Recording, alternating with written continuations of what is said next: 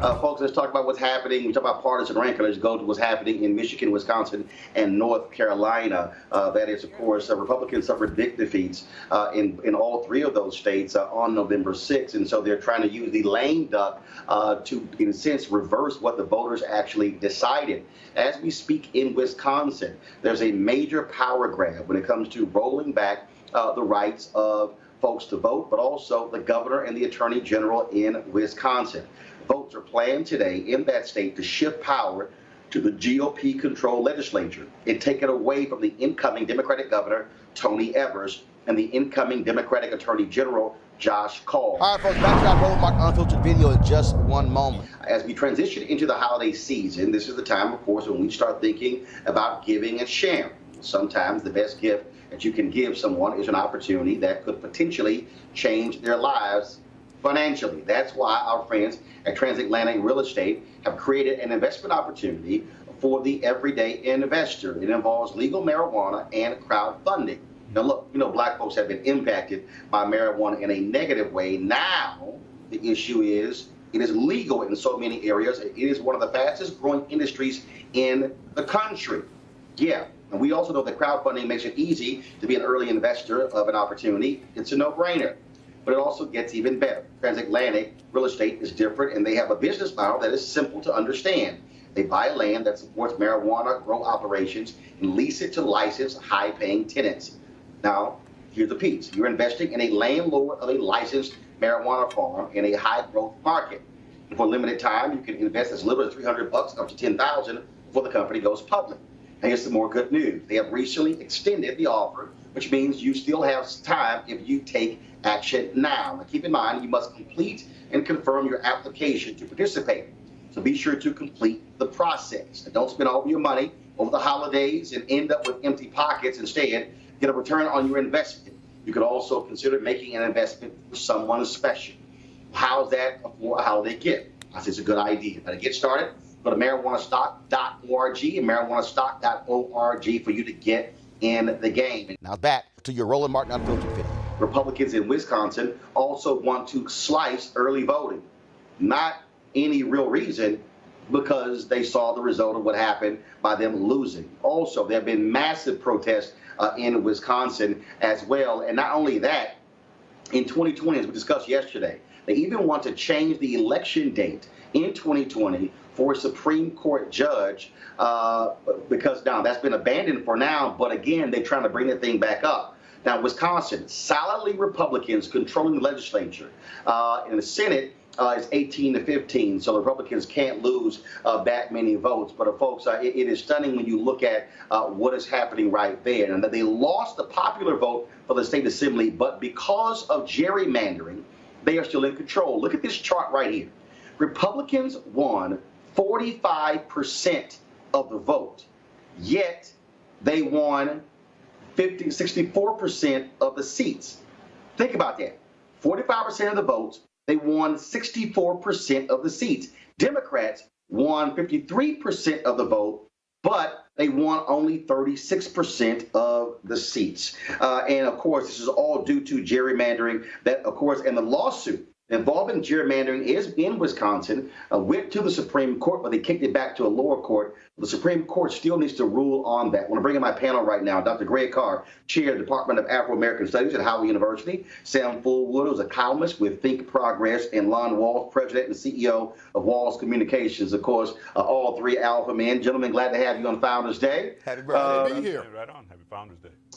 Sam, I want to start with you, because when we talk about what's happening here, the gerrymandering, this is a perfect example. Republicans controlled everything there in Wisconsin, and they lost at the ballot box. Now they want to tell the voters, we're going to screw you by changing everything and limiting the power of the governor you elected.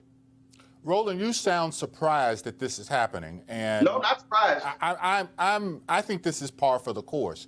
I'm from North Carolina, and immediately after the Democrats took over the State House, that is the governorship, when was it, 2 years ago, the Republicans in North Carolina, which had a supermajority in the legislature, did exactly the same thing that they're doing in Wisconsin. That was a test case for how you run roughshod over the will of the people. And because of the same kind of gerrymandering, your chart exhibited it perfectly. I'm not surprised at all that they're considering doing the exact same thing in Michigan. And I have a sense that they'll succeed at it simply because there hasn't been the level of outrage and backlash against. There's no way to punish them for doing this kind of gerrymandering and then forcing their undemocratic rule on people. But Greg Carr, Sam talked about North Carolina, and his was interesting. For 4 years on News One Now and TV One, I was constantly covering what was happening in North Carolina. Did so on the Tom Drew in the Morning Show, have done so on Roland Unfiltered. And now all of a sudden national media is paying attention in a big way to what's happening in Wisconsin and Michigan. But to Sam's point, this is exactly what happened in North Carolina. And frankly, national media was ignoring what Republicans were doing there and what they're still doing. And it was an absolute petri dish for what Republicans are now doing all across the country, saying, hey, if they did it and it worked there, we can try it in our state. Absolutely. Again, happy birthday. And this is a reason why this show and black news media is important. There's a veneer of civility in American politics that makes people think somehow that naked power grabs like this are somehow countervailant to the American political mind. And that's simply not the case. What we're watching is the only card the Republicans have left if they're going to maintain this white supremacist approach. They're going to retreat and pull power almost like an inner chamber in a castle and build a safety room to rule from. So what you see, I mean, even in Michigan, they're attempting now to strip the governor and the attorney general of the ability to intervene in federal cases. Why? And with all due respect to Brother McClure, the man that he helped shepherd through the Supreme Court with the help of Joe Biden, which disqualifies him forever as far as I'm concerned from being president of the United States, will be on a majority side if these cases, trying to bring these cases to court, make it through the federal courts, they are counting on a stacked judiciary to support these naked power grabs, this contravention of the will of the majority, not only in Michigan, as we heard Sam said, not only in Wisconsin, not only in North Carolina, but anywhere else where demographics and time are against them. They're just going to rule this country if they can from a minority position from now until we can stop them. And Lon, what you're dealing with here, this is exactly why people have to stop acting as if local elections don't matter. We are seeing an increasing number of African Americans who are returning to the South, so we're reverse migration, and they're moving to North Carolina. They're moving to Alabama, Mississippi, Tennessee, Florida, Louisiana, Arkansas, South Carolina. And what's happening is, and interesting, I saw this during the election, where I had a sister who moved from California to Georgia, and she said, man, for the first time, I'm now voting, and it's a totally different reaction than when I was voting in California, because they're seeing the results of Republicans controlling both houses and how they're taking naked power and abusing the democratic process. Well, Roland, it's interesting you bring that up because I had a conversation with Lee Saunders, who you'll be talking to, or he'll have some comments. And going back to Wisconsin, Janus versus AFSCME really, according to all records, AFSCME's problem with Janus and with the administration start in Wisconsin. And going back to your point, all politics is local.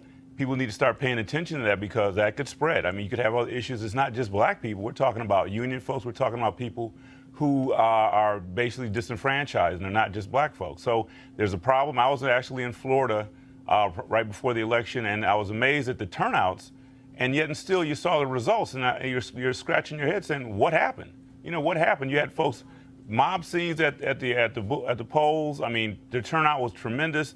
Yet and still you look at the end, the final result is something you can't believe. And so all politics is local, and I think it's important that we look at all these elections not just from a national perspective, the president locally, going down to the mayors, city councils, those kind of things. They're important. They're extremely important.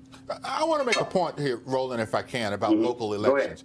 One of the things that I think that has happened over the last 15 years is that Republicans have eviscerated public confidence in believing that elections matter. Exactly. And so what you have is a situation where the local contest, the mayor, the city council, the school boards, in those races, that's where you, one, groom people for higher office, but also that's where the decisions that are made are the most valuable to local citizens.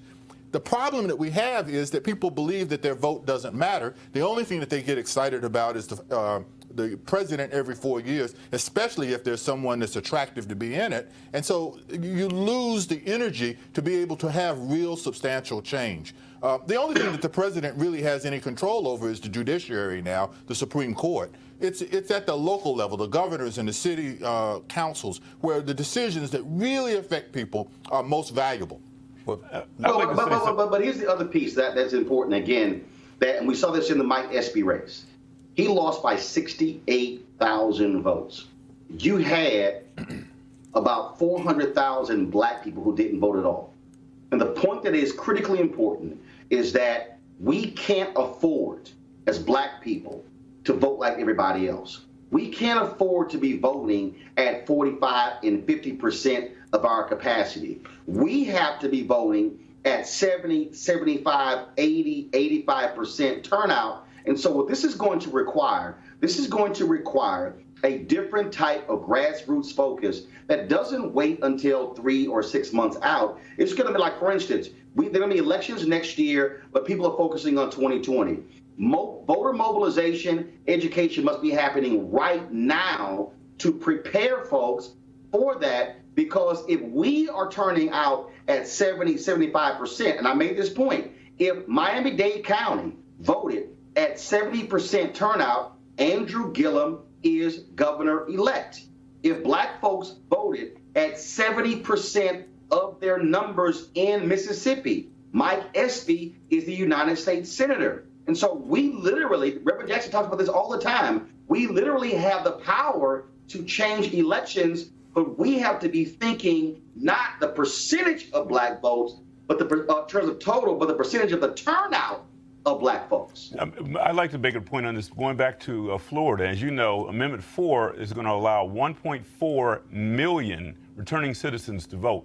Now, to your point, we obviously need to pay attention to those folks, because that's a potential voting block that can make a big difference. And I think, we have to start thinking, like you said, ahead. It's also about education. People don't know some of these offices, like the Secretary of State of Georgia. Nobody knew anything what it was about till the guy stole the election. Then it's, oh, what is this? So we have to educate ourselves about these positions in addition to, like you said, mobilizing early. Let's not wait until the end of 2019 to think about 2020. We need to start doing it now.